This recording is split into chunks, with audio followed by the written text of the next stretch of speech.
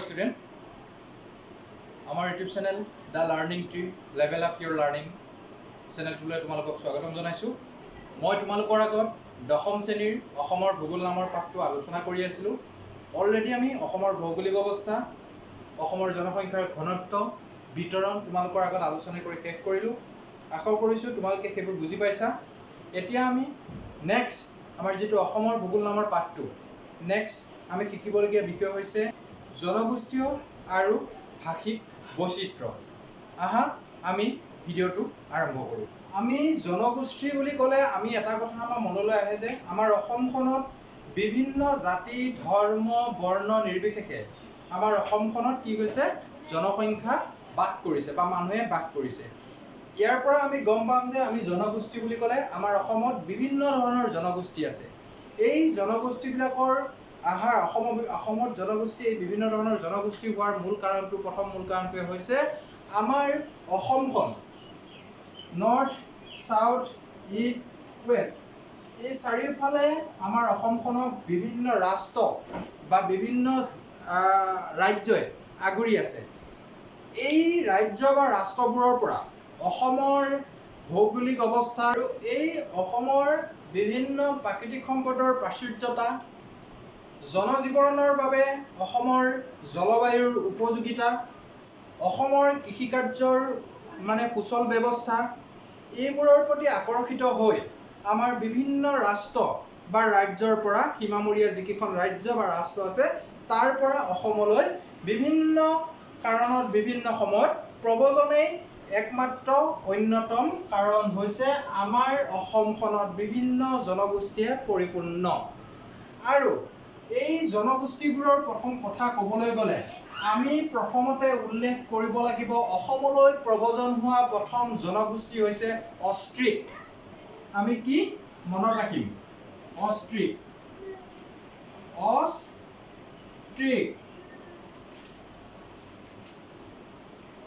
আমি মনত ৰাখিব লাগিব।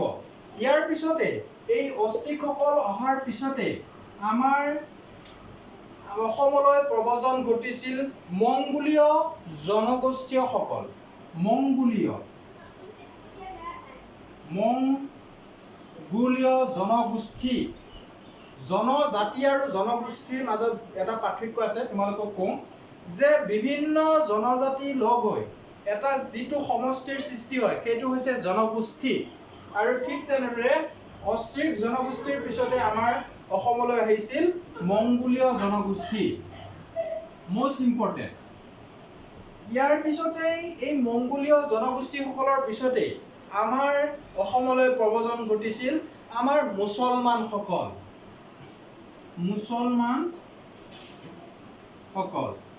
আৰু এই ইছলাম ধৰ্মী লোকসকলৰ পিছতে আমাৰ অসমলৈ আহিছিল কি? আহোমসকল। এতিয়া আমি গম পালো যে প্ৰথমতে অসমলৈ কোন আহিছিল? অষ্ট্ৰিক, তাৰপিছত মংগোলীয়, তাৰপিছত ইছলাম ধৰ্মী বা মুছলমান লোকসকল, ইয়াৰ পিছত আহিছিল আহোমসকল। এতিয়া আমাৰ ইয়াত প্ৰশ্ন এটা উদয় হয় যে অসমলৈ অহা তলৰ জনগোষ্ঠীসমূহ চিৰিয়েলি লিখিব আহিব পাৰে যে প্ৰথম কোনটো আহিছিল, দ্বিতীয়ত কোনটো আহিছিল, তৃতীয়ত কোনটো আহিছিল, চতুৰ্থত কোনটো আছিল। তেতিয়া আমি এই চিৰিয়েলি লিখিব লাগিব। প্ৰথম অষ্ট্ৰিক, তাৰপিছত মংগোলীয়, তাৰপিছত ইছলাম ধৰ্মী লোকসকল, তাৰপিছত আহোম লোকসকল। এতিয়া আমি প্ৰথমতে এই অষ্ট্ৰিক লোকসকলৰ বিষয়ে আলোচনা কৰিম। আমাৰ এই অষ্ট্ৰিক লোকসকলৰ বা জনগোষ্ঠীটোৰ বিষয়ে ক'বলৈ গ'লে আমাৰ এই জনগোষ্ঠীটো আহিছিল দক্ষিণ পূব এছিয়াৰ পৰা। মনত ৰাখিবা, লিখি যাবা পইণ্টটো, দক্ষিণ পূব এছিয়াৰ পৰা আহিছিল।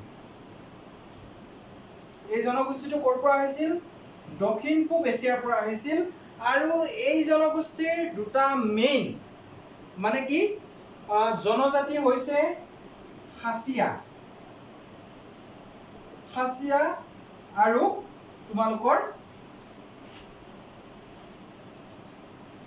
জয়ন্তীয়া জনজাতি।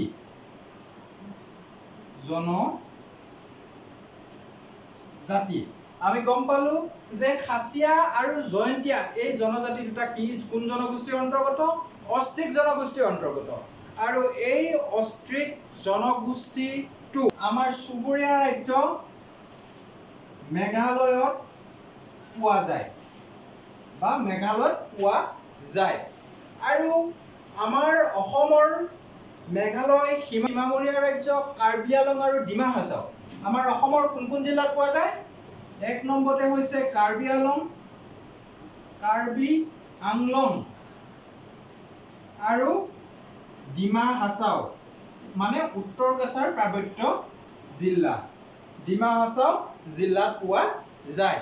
এতিয়া আমাৰ পৰীক্ষাত এইধৰণে প্ৰশ্ন আহিব পাৰে যে আমাৰ খাচীয়া আৰু জয়ন্তীয়া যিটো জনজাতি আছে এই জনজাতিটো অসমৰ কোনখন জিলাত পোৱা যায়?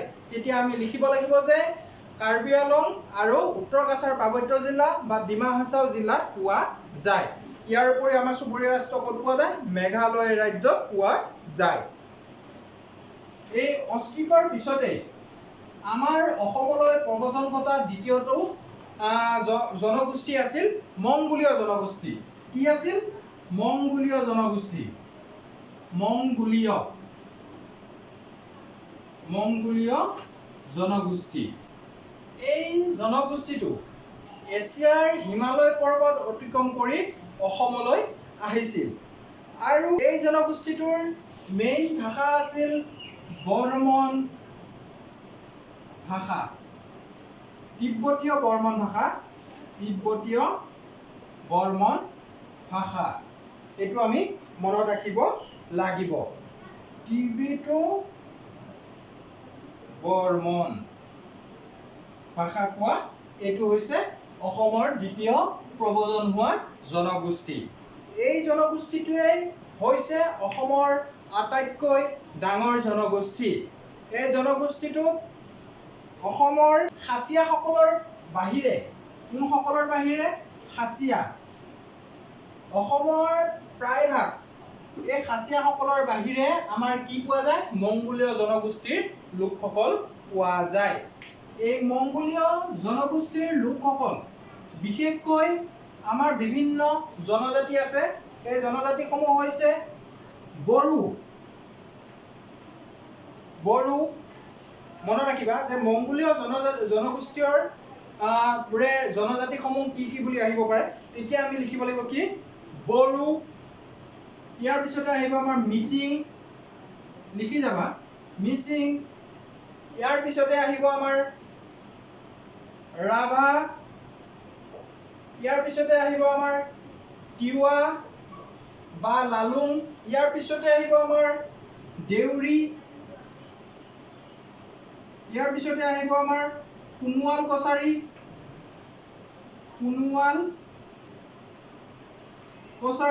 ইয়াৰ পিছতে আহিব আমাৰ মেট। ইয়াৰ পিছত আহিব আমাৰ কুকি। ইয়াৰ পিছত হাজং। ইয়াৰ পিছত ৰেংমা আদি অন্যতম যিবোৰ জনজাতি এই জনজাতিসমূহ কি? আমাৰ মংগোলীয় জনগোষ্ঠীৰ অন্তৰ্গত। এই যিসমূহ জনজাতি আমি গম পালো বড়ো, মিচিং, ৰাভা, সোণোৱাল কছাৰী, লালুং, তিৱা, ইয়াৰ পিছত মেট, কুকি, হাজং, ৰেংমা এইবোৰৰ বিষয়ে আমি এতিয়া জানিবলৈ চেষ্টা কৰিম। প্ৰথমতে আমি বড়ো জনজাতিৰ কথা জানিম। বড়োসকলৰ কথা ক'বলৈ গ'লে আমি বড়োসকল জনসংখ্যাৰ ক্ষেত্ৰত অসমৰ আটাইতকৈ বৃহৎ জনজাতি বুলি ক'ব লাগিব।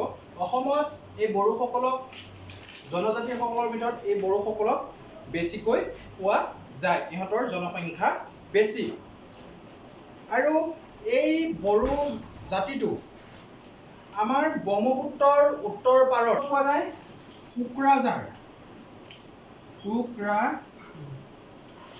কোকৰাঝাৰ, চিৰাং, বঙাইগাঁও,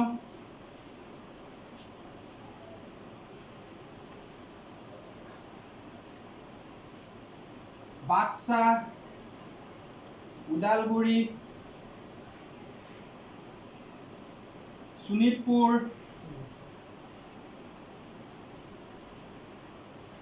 আদি এই ডিষ্ট্ৰিক্টত বা জিলাত পোৱা যায়।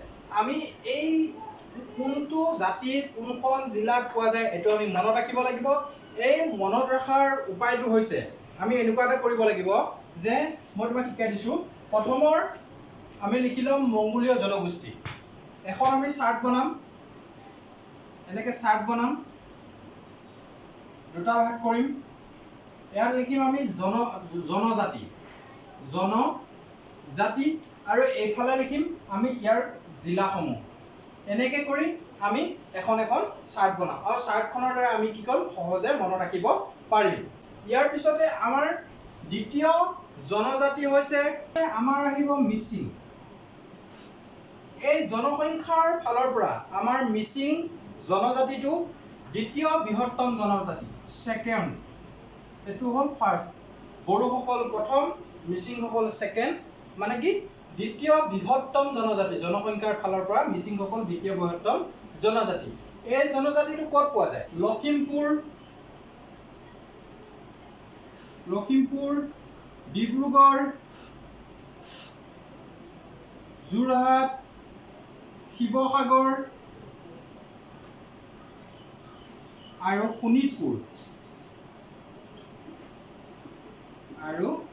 শোণিতপুৰ ডিস্ট্ৰিক্টত পোৱা যায়। এনেকে আমি চাৰ্ট বনাই বড়ো উলিয়ালো, মিচিং উলিয়ালো। ইয়াৰ পিছত আমি উলিয়াম ৰাভাসকল।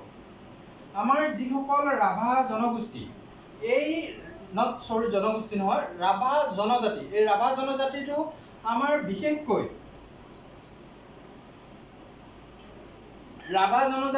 বিশেষকৈ অসমৰ তিনিখন জিলাত পোৱা যায়। এই তিনিখন জিলা হৈছে গোৱালপাৰা, দৰং, কামৰূপ। এই তিনিখন জিলাত পোৱা যায়। গোৱালপাৰা, দৰং, কামৰূপ জিলাত এই ৰাভা জনজাতিটো পোৱা যায়। ইয়াৰ পিছতে আমি আলোচনা কৰিম তিৱা বা লালুং। এইখিনি হৈছে মংগোলীয় জনগোষ্ঠীৰ অন্তৰ্গত। এতিয়া আমি আলোচনা কৰিম তিৱা বা লালুং। এই তিৱা বা লালুং জনগোষ্ঠীটো অসমৰ মধ্য অসমত পোৱা যায়। মধ্য অসম কোনখিনি? নগাঁও, মৰিগাঁও, দৰং, কামৰূপ আদি জিলাত এই তিৱা বা লালুং জনজাতিটো পোৱা যায়। ইয়াৰ উপৰিও যোৰহাটৰ সম্পূৰ্ণ জিলাখনত পোৱা নাযায়। যোৰহাটৰ বিশেষ তিতাবৰ অঞ্চলটোত পোৱা যায়। এই তিৱা বা লালুং জনজাতিটো যোৰহাটৰ তিতাবৰ অঞ্চলটোত পোৱা যায়। ইয়াৰ পিছতে আমাৰ আহিব দেউৰী। দেউৰী এটা জনজাতি। এই দেউৰী জনজাতিটো আমাৰ অসমৰ লখিমপুৰ, ডিব্ৰুগড়, শিৱসাগৰ, যোৰহাট। লখিমপুৰ, ডিব্ৰুগড়, শিৱসাগৰ, যোৰহাট এই জিলাটো পোৱা যায়। ইয়াৰ পিছতে তোমালোকৰ ইয়াৰ মংগোলীয় জনগোষ্ঠীৰ অন্যতম জনজাতি সোণোৱাল কছাৰী।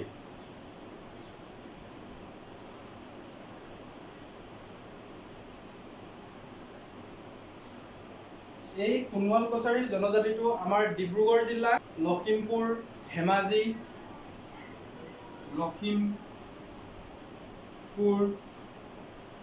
ধেমাজি, ডিব্ৰুগড় আদি জিলাত এইবোৰ পোৱা যায়। ইয়াৰ পিছতে আমাৰ এটা সৰু জনজাতি এই মংগোলীয় জনগোষ্ঠীৰ অন্তৰ্গত, এইটো হৈছে মেচ জনজাতি। এই মেচ জাতিটো বিশেষকৈ গোৱালপাৰা, দক্ষিণ শালমৰা আৰু ডিব্ৰুগড়ৰ খোৱাং। মনত ৰাখিবা, ডিব্ৰুগড় গোটেই জিলাখন নহয়, ডিব্ৰুগড়ৰ অনলি খোৱাং অঞ্চলত, খোৱাং বুলি এটা অঞ্চল আছে, সেই অঞ্চলত। আৰু কাৰ্বি আংলং জিলাৰ পাৰখোৱাত পোৱা যায়। পাৰখোৱা আমি নিশ্চয় সকলোৱে নাম শুনিছো, পাৰখোৱা। কাৰ্বি আংলং জিলাৰ পাৰখোৱা অঞ্চলত এই মেচ জনজাতিটো পোৱা যায়। ইয়াৰ পিছতে আমাৰ অসমৰ তৃতীয় বৃহৎ জনজাতি কাৰ্বি। আমাৰ বড়োসকল প্ৰথম, ইয়াৰ পিছতে আহিব আমাৰ মিচিংসকল দ্বিতীয় আৰু কাৰ্বিসকল তৃতীয়। কাৰ্বি, এই কাৰ্বিসকল আমাৰ সমগ্ৰ কাৰ্বি আংলং জিলাতে এই কাৰ্বিসকলে বাস কৰে। কাৰ্বি আংলং, এই কাৰ্বি আংলং জিলাখনে হৈছে অসমৰ আটাইতকৈ বৃহৎ মানে কি জিলা। এই জিলাখনতে সমগ্ৰ জিলাখনত এই কাৰ্বি জনগোষ্ঠীটো কাৰ্বি জনজাতিটো পোৱা যায়। ইয়াৰ উপৰিও এই কাৰ্বি জনজাতিটো মধ্য অসমৰ মৰিগাঁও, নগাঁও আৰু কামৰূপ, ইয়াৰ উপৰি দৰং, এই অঞ্চলত এই কাৰ্বি জনজাতিটো পোৱা যায়। ইয়াৰ পিছতে গাৰো, এই গাৰোসকল মেঘালয়ত বিশেষকৈ পোৱা যায়। আৰু মেঘালয়ৰ যিবোৰ সীমাৱৰ্তী আমাৰ অসমৰ জিলা আছে, এই জিলাসমূহ হৈছে ধুবুৰী,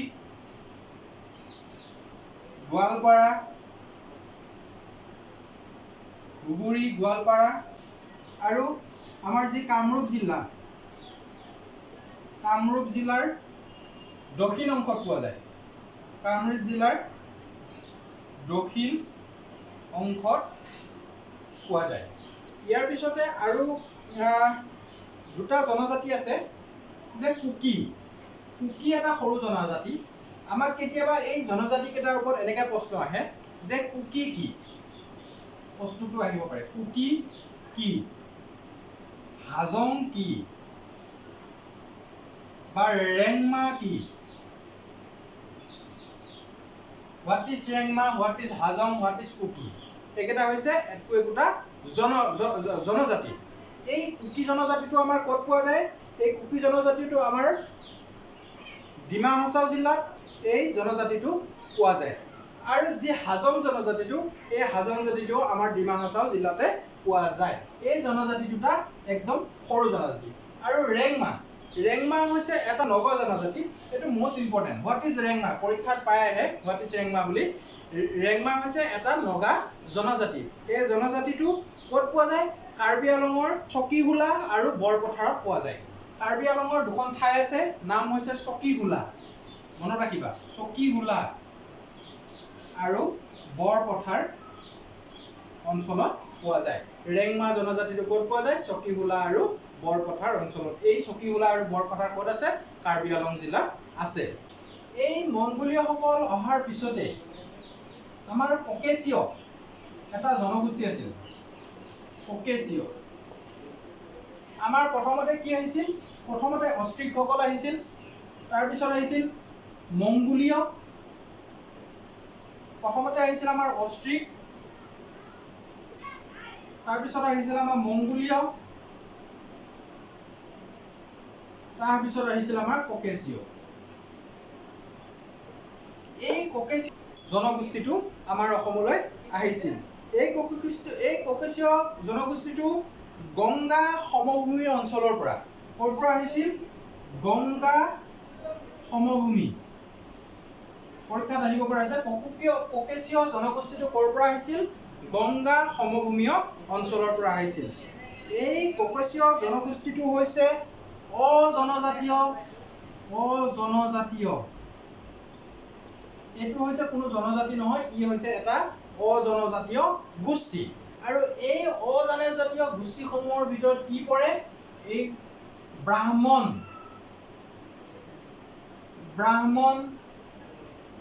নাথ, যোগী, কলিতা, এই ককেশীয় জনগোষ্ঠীৰ অন্তৰ্গত এইকেইটা অজনজাতি। এইকেইটা জনজাতিৰ ভিতৰত নপৰে। কি নপৰে? ব্ৰাহ্মণ, নাথ, যোগী, কলিতা, এইবোৰ হৈছে অজনজাতীয় ককেশীয় জনগোষ্ঠীৰ অন্তৰ্গত। আৰু এই যি ককেশীয় জনগোষ্ঠী, এই ককেশীয় জনগোষ্ঠীটো সম্পূৰ্ণ হিন্দু ধৰ্মৰ। আৰু এই জনগোষ্ঠীটো বৰ্তমান ব্ৰহ্মপুত্ৰ আৰু বৰাক উপত্যকাত বিস্তাৰিত হৈ বৰ্তমান ইয়াৰ সভ্যতা, সংস্কৃতিৰ গুৰুত্বপূৰ্ণ অৱদান আগবঢ়াই আছে। ইয়াৰ পিছতে আমাৰ প্ৰায় 13 শতিকাত এই ককেশীয়সকল অহাৰ পিছতে আমাৰ ইছলাম ধৰ্মী লোকসকল অসমলৈ আহিছিল। ইছলাম ধৰ্মী লোকসকল কিমান শতিকাত আহিছিল? প্ৰায় 13 শতিকাত ইছলাম ধৰ্মীয় লোকসকল। এই 13 শতিকাত এদল মুছলমান সৈন্য কুতুবুদ্দিন, এই সৈন্যৰ সেনাপতি আছিল কুতুবুদ্দিন হা, এই মুছলমানৰ সেনাপতি আছিল কুতুবুদ্দিন। ইয়াৰ নেতৃত্ব দিছিল মহম্মদ বিন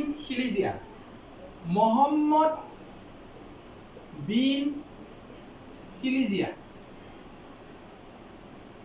ইয়াৰ নেতৃত্বত এটা দল আহিছিল আৰু ইয়াৰ সেনাপতি আছিল কুতুবুদ্দিন আৰু আহি কি হৈছিল?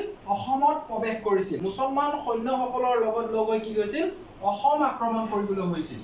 অসম আক্ৰমণ কৰাত তেতিয়া কি হৈছিল? কিছু সংখ্যক মুছলমান বন্দী হৈ ৰৈ গৈছিল আৰু তেনেদৰে অসমত মুছলমানৰ সম্প্ৰদায়টোৰ সংস্কৃতি গঢ়ি উঠে আৰু এই সংস্কৃতিটো বৰ্তমান অসমৰ বিভিন্ন জনগোষ্ঠীবিলাকৰ লগত মুছলমান জনগোষ্ঠীটো এটা অসমৰ গুৰুত্বপূৰ্ণ জনগোষ্ঠী ৰূপে চিহ্নিত হৈছে।